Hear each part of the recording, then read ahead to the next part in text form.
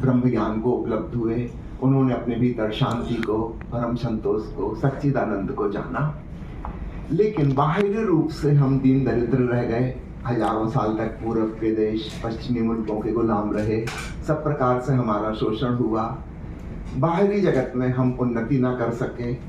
इसका ठीक विपरीत पश्चिमी संस्कृति में हुआ। पदार्थवाद, मटेरियलिज्म वहाँ पर विकसित हुआ। उन्होंने बाहर विज्ञान का, टेक्नोलॉजी का विकास किया। खूब सुख सुविधाएं, बेहतर स्वास्थ्य, लंबी उम्र, अच्छे मकान, अच्छी कार, बाहर सब कुछ अच्छा हो गया। लेकिन भीतर का आदमी अच्छा ना हुआ। मकान तो अच्छा है लेकिन उसमें रहने वाला आदमी अच्छा नहीं है, और उसका दुष्परिणाम हम देखते हैं। First world war western countries की वजह से हुआ, सेकेंड वर्ल्ड वार यूनी की वजह से हुआ, और अगर कभी थर्ड हुआ, जो कि संभवतः आखिरी होगा, वह भी उन्हीं के कारण होगा। बड़ी हिंसा, बड़ा आतंक, दूसरों को गुलाम बनाना, दूसरों का शोषण करना। करीब 3/4 दुनिया पे पश्चिम के छोटे छोटे मुल्कों ने सैकड़ों साल तक शासन किया, उनको एक्सप्लॉइट किया। तो ये दो संस्कृतियां, पूरब की और पश्चिम की, बिल्कुल अलग अलग आयामों में विकसित हुई। निश्चित रूप से दोनों के कुछ प्लस पॉइंट हैं और कुछ माइनस पॉइंट हैं। पूरब में शांति है, संतोष है, अंतर्मुखता है, धर्म की जिज्ञासा है, ध्यान में डूबने की अभिलाषा है। पश्चिम में धन दौलत है, सुख सुविधा है, विज्ञान है, टेक्नोलॉजी है, भीतर मन में बहुत तनाव है। आज डिप्रेशन की बीमारी जितनी कॉमन हो गई है, इतनी कभी नहीं थी। फ्रस्ट्रेशन, जीवन का अर्थ क्या है? पश्चिम के बड़े बड़े दार्शनिक सवाल उठाते हैं और वे कहते हैं कि जीवन में कोई अर्थ ही नहीं है, जीवन बिल्कुल निरर्थक है। सच पूछो तो समझदार आदमी को आत्महत्या कर लेनी चाहिए, सुसाइड कर लेना चाहिए। That is the only answer. जीवन में कोई अर्थ नजर नहीं आता, जीवन से कोई प्रेम, कोई लगाव नहीं बचा, क्योंकि वो जो ऊंचे शिखर थे आत्मा को जानने के, परमात्मा को जानने के, वो वहाँ है ही नहीं। तो जैसा कि शिखर जी ने कहा, कीड़े मकोड़े की तरह जमीन पर रेंगते हुए, तो जीवन का कोई अर्थ नहीं है। ओशो ने हमें एक नई दृष्टि दी। उन्होंने कहा पूरब का योगदान अध्यात्म का, ध्यान का, और पश्चिम का योगदान विज्ञान का, टेक्नोलॉजी का। इन दोनों का सम्मिलन, इनका सामंजस्य, इनका एक संतुलन होना चाहिए। तो इसी को उन्होंने संक्षेप में कहा झोरवादी बुद्धा, अर्थात पूरब और पश्चिम का मिलन।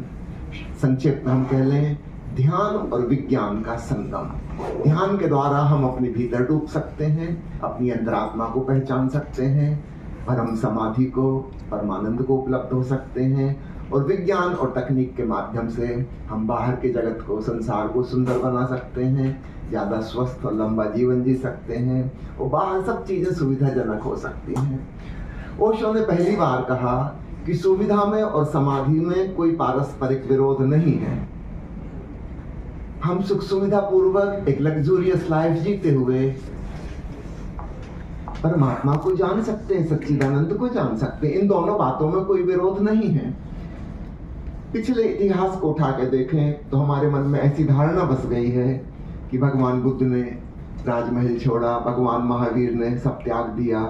ऐसा लगता है कि तब जाकर उनको शांति और आनंद और मोक्ष और निर्वाण की उपलब्धि हुई, जबकि मामला ऐसा नहीं है। वे राजमहल से आए थे, एक झोरवा की जिंदगी, संसारी की जिंदगी उन्होंने भरपूर जी थी, और तब जाके उसके बाद अध्यात्म का पौधा विकसित हुआ था। यदि हम एक वृक्ष को देखें और हमें मालूम ना हो कि जमीन के नीचे भूमिगत इसकी जड़ें हैं, हम ऊपर लहलहाते वृक्ष को देखकर उसकी हरी भरी पत्तियां और रंग बिरंगे फूल और उनसे उड़ती सुगंध को देख कर प्रभावित हो जाएं और सोचें कि हम भी अपने जीवन में चाहते हैं कि फूल खिले, बाहर आए, और हमें जड़ों का कुछ पता ना हो, और हम ऊपर की कोशिश करेंगे। क्या हमारी कोशिश कभी सफल होगी?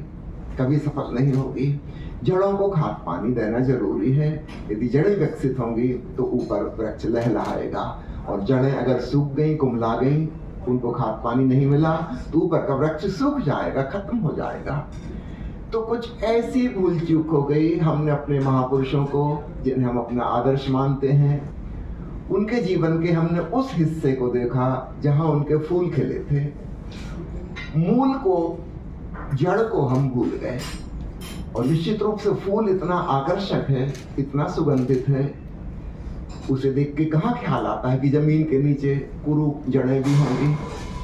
तो मूल और फूल के बीच में एक भेदभाव सा खड़ा हो गया। और जब ये वृक्ष ऊपर उठा, जैसे शिखर जी ने कहा 90 डिग्री चेंज हो गया, हॉरिजॉन्टल से वर्टिकल हो गया, तब याद रखना जड़ों के आधार पर ही यह ऊपर उठ सका। नीचे मजबूत जड़ें थी जमीन में, इसलिए। तो विज्ञान और तकनीक और पश्चिम की संस्कृति जड़ों के समान है, और धर्म, अध्यात्म और ध्यान, समाधि, भक्ति ये फूल और पत्तों के समान है। इन दोनों का समन्वय, इन दोनों का जोड़, इन दोनों का संगम होना चाहिए। अकेला भोग पर्याप्त नहीं है, वह कुरूप हो जाएगा, और अकेला योग संभव ही नहीं है।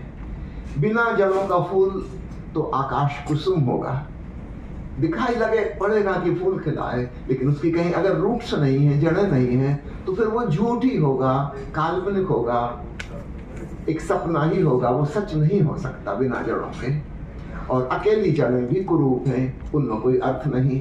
स्वाभाविक रूप से पश्चिम के दार्शनिक जवाब पूछते हैं कि जीवन का अर्थ क्या है, कोई अभिप्राय नहीं, कोई लक्ष्य नहीं, जीवन निरर्थक है। जड़ें अगर सोचें अपने आप के बारे में, तुमको तो यही लगेगा कि हम निरर्थक हैं, बेकार ही, हाँ जमीन के नीचे अंधेरे में इतना फैल रहे हैं, कुछ मतलब तो निकल नहीं रहा। मतलब तो तब निकलता है जब फूल आते, फल लगते, तब मतलब निकलता। तो प्यारे मित्रों, पूरब और पश्चिम की दोनों संस्कृतियां आधी अधूरी हैं, और आज जरूरत आ पड़ी है ये अधूरी संस्कृति की जगह एक संपूर्ण संस्कृति, एक पूरी मानव संस्कृति, जिसको हम कहें ग्लोबल सिविलाइजेशन, वह पैदा होना चाहिए। उसमें पश्चिम का योगदान भी शामिल होगा और पूरब का योगदान भी शामिल होगा। उसमें रूट्स भी होंगे और फूल भी खिलेंगे। तो मूल और फूल दोनों का संयोग। तो विज्ञान हमें जड़ें देगा जमीन में, ध्यान हमें पंख देगा आकाश में उड़ने के लिए, और ये दोनों ही मिलकर एक पूर्णता, एक टोटलिटी, एक कंप्लीटनेस पैदा हो सकेगी। तो पिछली संस्कृति हमारी खंडित रही है, दो हिस्सों में विभाजित रही है। पूरब के लोग आत्मवादी हो गए, स्पिरिचुअलिस्ट हो गए और भौतिकवाद के खिलाफ हो गए। कहीं ना कहीं हमारे मन में दीनता, दरिद्रता का सम्मान हो गया। हम बाहर की भौतिकता और विलास के विपक्ष में हो गए। सम्यक भोजन करना हमारे लिए जैसे कुछ अपमानित बात हो गई, और उपवास करना आदरणीय हो गया। धीरे धीरे धीरे हम बाहर के मामलों से पीछे खिसकते गए, हमने उसमें रुचि ही ना ली, वो हमें त्याग करने योग्य लगा। कई लोग कहते हैं कि हम ध्यान साधना इसलिए करना चाहते हैं ताकि आवागमन से मुक्त हो जाएं, दोबारा जीवन में ना आना पड़े। ये कितनी लाइफ नेगेटिव एटीट्यूड है, जीवन के प्रति बहुत ही निषेधात्मक, एक जहरीली विषाक्त धारणा हमारे मन में है, जैसे जीवन जीने योग्य नहीं है, छोड़ने योग्य है, त्यागने योग्य है। जिसने त्याग दिया है वो महात्मा है, वो पुण्यात्मा है, और जो जीवन में जी रहा है ये बेचारा साधारण आदमी, ये पापी आत्मा है। यह धारणा बहुत गलत है। तो पूरब की संस्कृति धीरे धीरे जीवन विरोधी हो गई, और पश्चिम में मटेरियलिज्म, पदार्थवाद जहां पैदा हुआ, वे अपने शरीर की आवश्यकताओं की पूर्ति करने में और भोग विलास में ही इतने ज्यादा लिप्त हो गए कि वे भूल ही गए कि इसके आगे भी कुछ है। आत्मा को भी जानना है, परमात्मा को भी जानना है, ध्यान और समाधि में डूबना है। इस समस्त अस्तित्व के साथ अद्वैत की अनुभूति अगर नहीं होगी तो जीवन में परम संतोष नहीं हो सकता। अभी बहुत कुछ करना बाकी है। तो मटेरियलिज्म ऐसा समझो जैसे किसी भवन की बुनियाद हो, नींव हो। निश्चित रूप से नींव के पत्थर तो कुरूप ही होते हैं, और ध्यान समाधि ऐसे है जैसे किसी भवन मंदिर के ऊपर रखा गया स्वर्ण कलश हो। अकेला स्वर्ण कलश नहीं रखा जा सकता, बुनियाद के पत्थर चाहिए, नींव चाहिए, और अकेली नींव और बुनियाद से कोई संतोष हासिल नहीं होगा, उसमें सौंदर्य नहीं है। क्योंकि अभी भवन तो बना ही नहीं, स्वर्ण कलश तो रखा ही नहीं गया। तो प्यारे मित्रों, जीवन का यह पूरा मंदिर फ्रॉम ए टू जेड, शुरुआत से लेकर समापन तक हो सके, ऐसी पूर्णता लाने के लिए ओशो ने विशेष आग्रह किया है, जिसको वे झोरवादी बुद्धा कहते हैं। ईस्ट एंड वेस्ट दोनों कल्चर का समन्वय स्थापित करने की बात कहते हैं। ये थोड़ी सी बात मुझे अपनी तरफ से कहनी थी। आपके मन में जो भी सवाल होंगे इस विषय से संबंधित अथवा ओशो की फिलॉसफी से संबंधित, उन प्रश्नों का स्वागत है। आदि हैं, मटेरियलिस्टिक हैं, उनका सारा जोर बाहर का संसार, वस्तुएं कैसे बेहतर हो, मकान कैसे बेहतर हो, टेक्नोलॉजी कैसे डेवलप हो, फैक्ट्री कैसे लगे और ज़्यादा धन संपत्ति, कुल मिला के शरीर के भोग विलास का इंतजाम, वहाँ तक वो सीमित रह जाते हैं। आत्मा और परमात्मा की बात उनके लिए बिल्कुल हवाई और काल्पनिक सी हो जाती है, बल्कि वो उसके विरोध में हो जाते हैं। अगर हम पिछले 200-300 साल का इतिहास उठा के देखें तो पश्चिम में जो बड़े बड़े दार्शनिक हुए जिनसे सारी दुनिया प्रभावित हुई, उनमें एक है कार्ल मार्क्स, जिसने साम्यवाद का, समाजवाद का ख्याल दुनिया को दिया और वह घनघोर नास्तिक रहा। उसने कहा कि धर्म अफीम का नशा है। उसने सारे धर्मों को ही एक प्रकार से नकार दिया और आत्मा परमात्मा की बात केवल मन बहलाने के लिए है, समय पास करने के लिए है, ऐसी कोई चीज नहीं होती। फ्रेडरिक नीत्शे एक दूसरा बहुत बड़ा जर्मन विचारक हुआ, जिसकी प्रसिद्ध किताब में उसने घोषणा की कि ईश्वर मर गया है और अब मनुष्य स्वतंत्र है। The God is dead and now the man is free. बहुत बड़े बड़े विचारक, जिनको आजकल एग्जिस्टेंशियलिस्ट कहा जाता है, अस्तित्ववादी विचारक, वे सभी धर्म के खिलाफ हैं। वे आत्मा परमात्मा को इनकार करते हैं। वे कहते हैं यह शरीर ही सब कुछ है। इस प्रकार के लोग भारत में भी हुए, लेकिन उनकी गिनती बहुत छोटी थी, जिसको हम कहते हैं चारवाक दर्शन।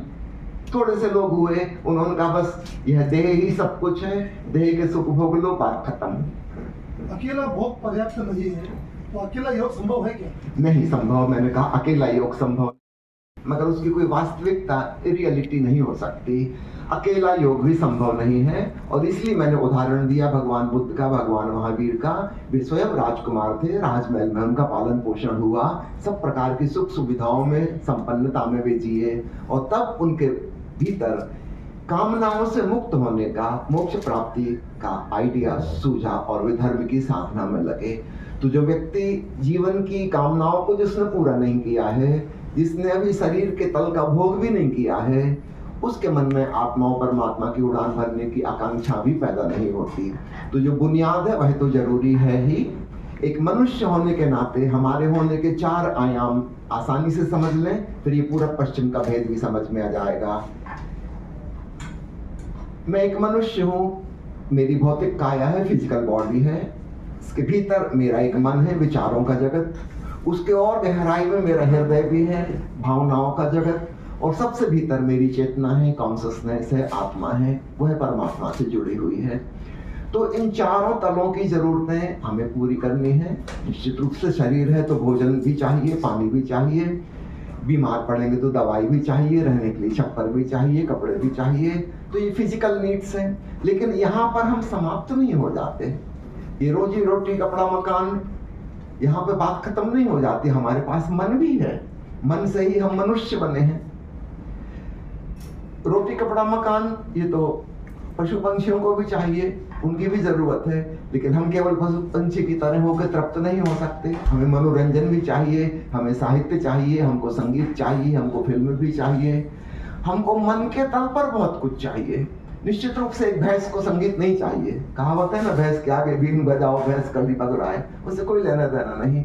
आप कितनी अच्छी पेंटिंग, करोड़ों रुपए की पेंटिंग किसी जानवर के सामने रख दो, वो सूंघेगा, अगर पसंद आ गया उसका कागज तो खा जाएगा, वरना आगे बढ़ जाएगा, कोई लेना देना नहीं है। ये मनुष्य की जरूरत है, क्योंकि हमारे पास मन है। हमें अच्छे कपड़े चाहिए, सुंदर रंगों में हमारा रस है। हमें सिर्फ भोजन ही नहीं चाहिए, हमें फिर उसमें भी वैरायटी चाहिए। आज जो खाया है वो 2 या 3 दिन खिलाया जाए बार बार तो हम बोर हो जाएंगे, हमें कुछ और चाहिए। तो जानवरों से हम आगे हैं, हमारे पास मन है, हमें विविधता चाहिए, वैरायटी चाहिए। इसके बाद हमारे पास हृदय भी है, भावनाओं का जगत। हम केवल तन और मन ही नहीं हैं, हमें भावनात्मक जोड़ चाहिए, प्रेम चाहिए, मित्र चाहिए, घर गृहस्थी चाहिए, अपने लोग चाहिए, हमें समाज चाहिए, संस्थाएं चाहिए, हम किसी संस्था के हिस्सा होना चाहते हैं, हम मिलना जुलना चाहते हैं, एक कम्युनिकेशन हमको चाहिए, भावनात्मक लगाव चाहिए, हम किसी के जीवन के हिस्से हों, कोई हमारे जीवन का अंग हो, एक गहरा जोड़, ये हमारी बड़ी गहरी जरूरत है। तो केवल हम तन और मन ही नहीं है, हम हृदय भी हैं, भावनात्मक हमारा होना है, तो फिजिकल, मेंटल, इमोशनल। तो इसके बाद एक चीज और है, वो है हमारी कॉन्शसनेस, वो है हमारी आत्मा जो कि परमात्मा से जुड़ी हुई है। अगर ये तीनों तलों की हमारी सारी जरूरत पूरी हो जाए, तब हमें पता चलता है कि अभी भी हमको कंटेंटमेंट, संतोष प्राप्त नहीं हुआ, अभी भी कुछ कमी है। जाने किस चीज की कमी है? अभी वो चीज अपने आत्मज्ञान की कमी है, अभी सेल्फ रियलाइजेशन। अब हमें ब्रह्म ज्ञान चाहिए, वो हो जाए तब हमको पता चलता है कि अब हमारे जीवन में परम संतोष हो गया, सब कुछ हो गया। इन चारों में से कोई भी एक चीज में अगर कटौती रह गई, कमी रह गई, हम कभी भी तृप्त नहीं हो सकते। और निश्चित रूप से इसमें एक हायरार्की ऑफ नीड्स है। फिजिकल नीड्स सबसे नीचे हैं, उसके बाद मेंटल नीड्स है, उससे ऊपर, उससे और ऊपर इमोशनल नीड्स हैं, और सर्वोपरि स्पिरिचुअल नीड्स हैं। तो पश्चिम के लोगों ने नीचे नीचे की जरूरतों का, विशेषकर 2 तलों का ख्याल किया। पूरब के मनीषियों ने ऊपर के 2 तलों का ज्यादा ख्याल किया, उन्होंने बुनियाद को इग्नोर कर दिया। पश्चिम के लोगों ने केवल बुनियाद का ही ख्याल किया, ऊपर के स्वर्ण शिखर इग्नोर हो गए। दोनों को मिलकर एक पूर्ण संस्कृति जन्म सकती है, जिसमें सारी मनुष्य जाति बड़े खूबसूरत तरीके से अपनी जिंदगी जी सकती है। यह पृथ्वी एक स्वर्ग बन सकती है। याद रखना, पश्चिम की पूरी संस्कृति, जिसको हम कहते हैं विकास, वो अंततः महाविनाश की तरफ जा रही है। First world war, second world war, आज की दुनिया में चल रहे युद्ध और आतंकवाद उसके उदाहरण हैं। यही चीज अगर हम इस ग्राफ को आगे खींचें, कहाँ जाएगा? कि final third, the last world war पर पहुंच जाएगा। तो आज एक जरूरत आ गई है कि पश्चिम के विज्ञान और तकनीक के साथ पूरब के जो कंट्रीब्यूशन है, योगदान है, जिससे हमें शांति मिल सकती है, प्रेम मिल सकता है, भाईचारा मिल सकता है, वसुधैव कुटुंबकम की धारणा जहां से मिलती है, इसको भी जोड़ा जाए। आप कुछ कह रहे? मैं ये पूछ रहा था, कल जो संस्थान का मुंबई में उद्घाटन होने जा रहा है, उसके बारे में कुछ बताइए, क्या है उसके बारे में? शिखर जी आप बताइए। मेरे भवन का उद्घाटन है, और चूंकि मैं ओशो से जुड़ा हुआ हूँ, और जैसे अभी आपने बात कही जोड़वादी बुद्धा वाली बात है, तो और अगर भगवद गीता का अंतिम श्लोक अगर आपको ध्यान हो, जहाँ भगवान वेदव्यास कहते हैं, यत्र योगेश्वरो कृष्ण यत्र पार्थो धनुर्धर तत्र श्री विजया भूति धुरा नेत्रिमति ममः। इसका शाब्दिक अर्थ तो जहाँ अर्जुन और कृष्ण है, लेकिन इतनी सरल बात नहीं है। वो यहाँ कह रहे हैं कि जिसके जीवन में आध्यात्मिकता अपने परम शिखर पर हो और भौतिकता अपने परम वैभव पर हो, उसके जीवन में श्री विजय और विभूति होगी, यह मेरा दृढ़ मत है। तो हम उसी पथ के प्रतीक हैं। हम जीवन में किसी भी प्रकार के निषेध से ऊपर हम अस्तित्व की बात करते हैं, सार्थकता की बात करते हैं। तो उसी श्रृंखला में मैंने जो भवन बनाया है, उसके उद्घाटन के निमित्त एक किसी सन्यासी, किसी महापुरुष के हाथों से उद्घाटन हो कि जिससे हमारे जीवन में भी रूपांतरण आए, इस भावना के साथ ये कार्य किया। ये जो आपने भवन का निर्माण किया, उसका हेतु क्या है? इसके पीछे भवन निर्माण का हेतु तो भौतिकता है, समृद्धि है, जो पूरा गोल्ड मार्केट के रूप में विख्यात होगा। अभी तक जो जवेरी बाजार में सीमित था, अब बढ़ के कालवा देवी की तरफ आ रहा है। जवेरी बाजार की पुरानी जो छोटी छोटी जगह जहाँ पर हमारे सारे व्यापारी बैठे हुए हैं, तो उनको थोड़ा बड़ी जगह मिले, नई जगह मिले, उस तरह की भावनाओं के साथ में उसका निर्माण किया। इसमें कितने ऑफिस है? लगभग 100 ऑफिस हैं। जी सर, आध्यात्मिक जीवन का सार तत्व क्या है? शॉर्टली बता बेटे। बहुत शार्ट में एक ही शब्द में आ जाता है, ध्यान और प्रेम जुड़ा हुआ। अंग्रेजी में जुड़ जाएगा लविंग अवेयरनेस, प्रेम पूर्ण सजगता। व्यस्त जीवन में कैसे है? देखिए, व्यस्त जीवन में हम जो भी दिनचर्या कर रहे हैं, अपने क्रियाकलाप कर रहे हैं, अगर हम उसको ज़्यादा होशपूर्वक, ज़्यादा सजगता पूर्वक करें, उसको ज़्यादा प्रेम भाव से करें, तो वह आध्यात्मिक हो जाता है। आध्यात्मिक क्रियाकलाप कोई अलग नहीं होते। जो हमारा साधारण चलना फिरना, उठना बैठना, भोजन करना, स्नान करना, ऑफिस जाना, दुकान चलाना, खेत खलिहान में काम करना, जो भी हमारे काम है, घर के काम काज करना, उसको करने का ढंग बदल जाएगा, काम तो वही रहेगा। हम ज़्यादा प्यार से, ज़्यादा भाव से, प्रेम से और ज़्यादा होश पूर्वक, ध्यान पूर्वक करेंगे। तो ओशो जिसे ध्यान कहते हैं, प्रेम कहते हैं, अध्यात्म के दो पंख वो कहते हैं, मेरे सन्यास के पंछी के दो पंख हैं, ध्यान और प्रेम। तो अपने जीवन के सामान्य क्रियाकलापों में जब हम इन दो क्वालिटीज को जोड़ देते हैं, तो वो क्रियाकलाप फिर सामान्य नहीं रह जाते, वो आध्यात्मिक और स्पिरिचुअल हो जाते हैं। सर जी, जीवन में दो ही पंख है, एक तो भौतिकवाद। ये कोई पंछी पूछे कि मैं बाएं पंख से उड़ूं कि दाएं पंख से उड़ूं, नहीं, दोनों ही पंख से उड़ान होगी। और इसलिए हम देखते हैं कि पूरब की संस्कृति भी एक जगह जाकर फ्लॉप हो गई और पश्चिम की संस्कृति भी फ्लॉप हो रही है। दोनों पंखों से एक साथ उड़ना होगा। अगर कोई मल्लाह पूछे कि पतवार की दो पतवारें हैं मेरे पास नाव चलाने के लिए, कौन सी पतवार से, लेफ्ट की राइट, किससे चलाऊं? वो चाहे लेफ्ट से चलाए चाहे राइट से चलाए, वो गोल गोल ही घूमेगा, अपनी मंजिल तक यात्रा नहीं कर सकेगा। दोनों पतवारों का एक साथ सम्यक उपयोग करने से ही नाव आगे बढ़ेगी। और ठीक आज वही स्थिति मनुष्य जाति की आ गई है। आपके प्रश्न के संदर्भ में एक छोटी सी पुरानी कहानी याद आ गई, आप सबने सुनी होगी। एक बार जंगल में आग लग गई, वहाँ एक अंधे और लंगड़े आदमी रहते थे। बड़ी मुश्किल हो गई, अंधे को दिखाई नहीं दे रहा था कि कहाँ जाए, कहीं ऐसा ना हो कि वो जिस तरफ जाए वहाँ और ज्यादा आग हो। लंगड़े को दिखाई दे रहा था लेकिन वो चल नहीं सकता था, अंधे चल सकता था लेकिन उसे दिख नहीं रहा था। फिर उन दोनों ने एक दूसरे के साथ कोऑपरेटिव, एक सहयोगी पूर्ण दोस्ती निर्मित की। अंधे ने लंगड़े को अपने कंधे पे उठा के बैठा लिया और कहा कि तुम बताते चलो किस दिशा में जाना है और मैं चलता हूँ। और इस प्रकार दोनों जंगल की आग से बाहर आ गए। आज मनुष्य जाति कुछ ऐसे ही संक्रमण काल से गुजर रही है, एक क्रिटिकल मूवमेंट से गुजर रही है। पूरब लंगड़ा है, हमारे पास बहुत प्रज्ञा चक्षु हुए, बड़े विवेकवान लोग हुए, जिनको दिशा का सही ज्ञान है कि कहाँ जाना है। हमें ब्रह्मानुभव में, निर्वाण में, मोक्ष में जाना है, सही दिशा पता है, लेकिन हमारे पास जाने की ताकत नहीं बची।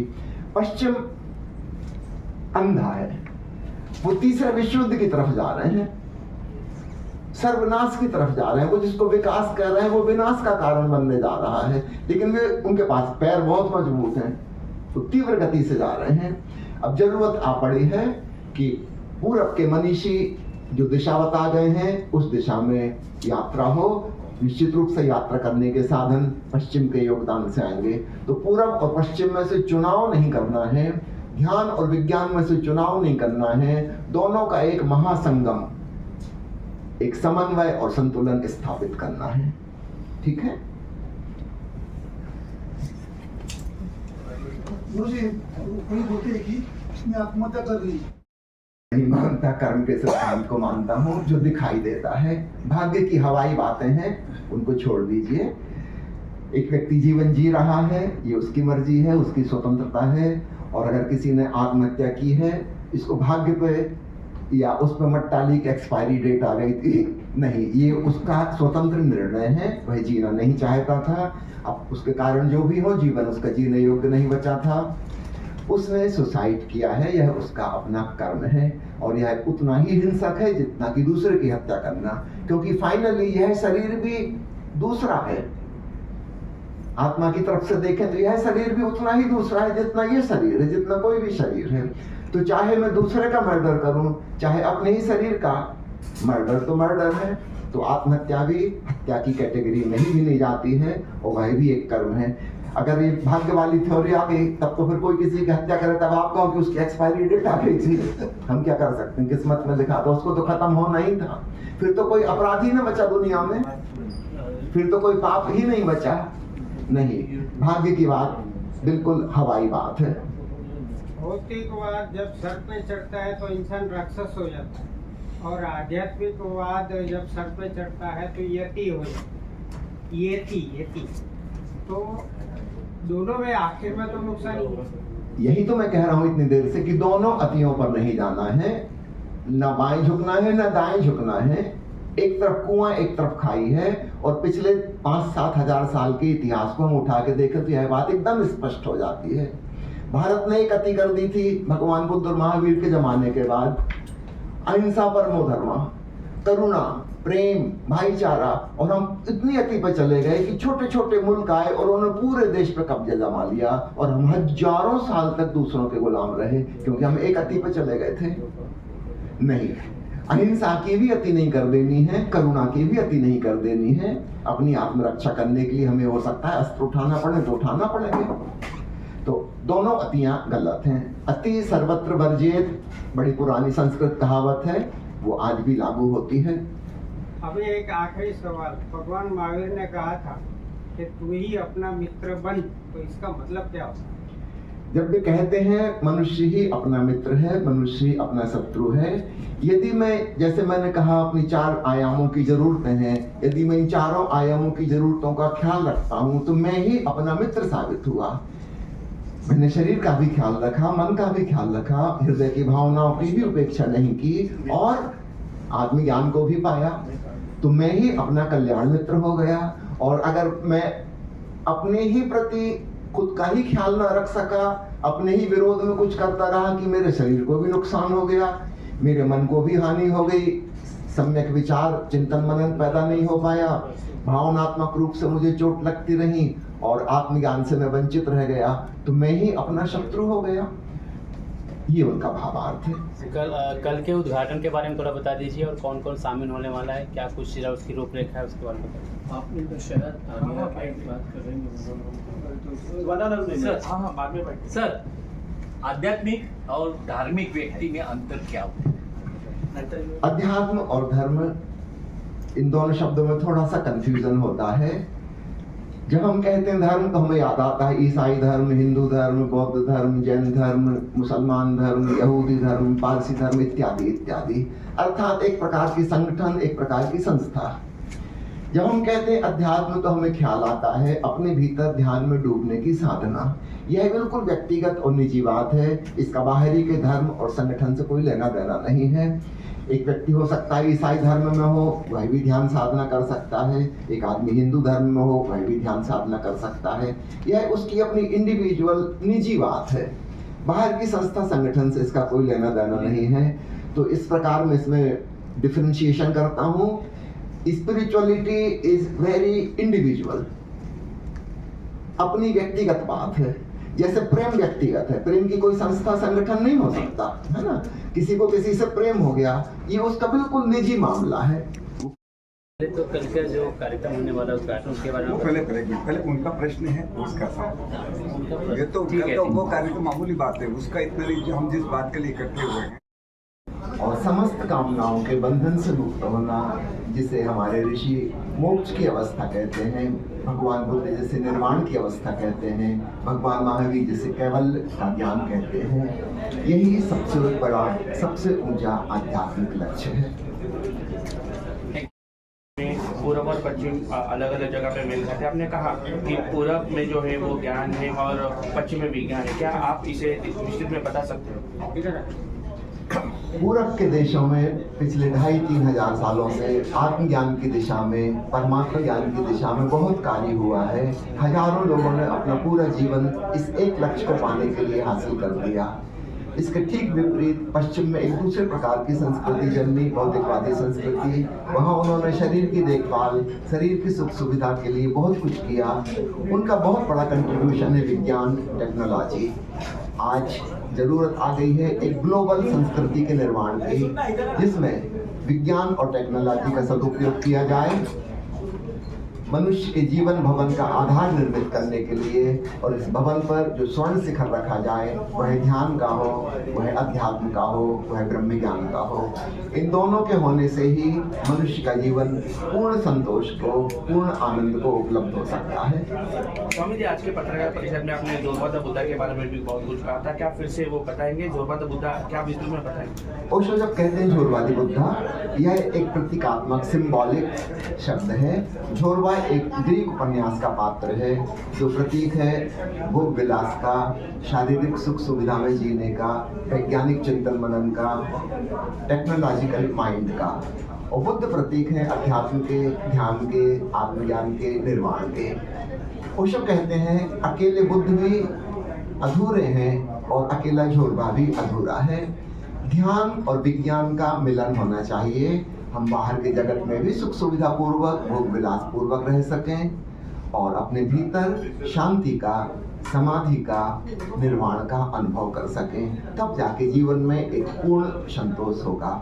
ओशो जब कहते हैं झोरवादी बुद्धा, उनका मतलब है ध्यान और विज्ञान का संगम, पूरब और पश्चिम का मिलन, भोग और योग दोनों एक साथ। अगर बात करें आज के आधुनिक जीवन की, कॉर्पोरेट वर्ल्ड की, तो इंसान किस तरह से सुखी और शांतिपूर्वक जीवन जग सकता है? जब आप पूछते हैं कि इंसान कैसे सुखी और शांत हो, तो पहले समझ लें सुख बाहर की चीज है, शांति भीतर की चीज है। निश्चित रूप से धन के द्वारा जीव का उपार्जन करके हम सुख सुविधा का इंतजाम कर सकते हैं, ये बाहर की बात है। इससे शांति नहीं मिल जाएगी। शांति भीतर की चीज है जो प्रेम पूर्वक जीने से और ध्यान पूर्वक जीने से मिलती है। निश्चित रूप से प्रेम पूर्वक और ध्यान पूर्वक जीने से बाहर धन संपत्ति नहीं मिल जाएगी। तो दो दुनिया है, एक आउटर वर्ल्ड है, एक इनर वर्ल्ड है। दोनों के साधन अलग अलग हैं। धन से बाहर की चीज मिलती है, ध्यान से भीतर की चीज मिलती है। और एक मनुष्य पूर्ण संतुष्ट तभी हो सकता है जब उसे ये दोनों हासिल हो जाएं। तो कोई भी चीज उपेक्षा करने योग्य नहीं है। धन भी उतना ही महत्वपूर्ण है जितना महत्वपूर्ण ध्यान है। स्वामी जी, आज दुर्योधन यानी मैं चरम सीमा पर है। इसमें संवाद अपने अंदर पैदा करें तो किस रास्ते से, अध्यात्म से या धर्म से? देखिए, एकमात्र उपाय अध्यात्म ही है। धर्म तो महाभारत के जमाने में भी था और दुर्योधन भी धर्म और अधर्म को जानता था, अर्जुन भी धर्म और अधर्म को जानता था। फिर भगवान कृष्ण ने अर्जुन को क्या उपदेश दिया, उसको मैं कहता हूँ अध्यात्म। एक इंडिविजुअल निजी गाइडेंस दिया जिसके द्वारा वह निष्काम हो सके, फलाकांक्षा रहित होकर कर्म कर सके। धर्म अधर्म बाहर की बातें हैं, ये तो हम सब ने बचपन से सुनी है, पढ़ी है, यहाँ वहाँ से हमने हासिल की है ज्ञान, किताबों से, शास्त्रों से, पूर्वों से। लेकिन उससे हमारे जीवन में कोई आध्यात्मिक क्रांति नहीं होती। आध्यात्मिक क्रांति स्वयं साधना करने से होती है। तो समझकर अपने भीतर ध्यान पूर्वक हमें जीना सीखना होता है, तब हमारे जीवन में आध्यात्मिक क्रांति घटित होती है। वही सच्चा ज्ञान है, वह दूसरा कोई दे नहीं सकता। धन्यवाद। मेरी अपनी बिल्डिंग 342 कालवा देवी रोड सोजत भवन है। सोजत में जहाँ से आता हूँ, जो मेरे शहर का नाम है सोजत, राजस्थान में है जी बिल्कुल, मारवाड़ में है। राजस्थान मेरी मारवाड़ है, मारवाड़ से हूँ जी, हाँ मारवाड़ से ही है।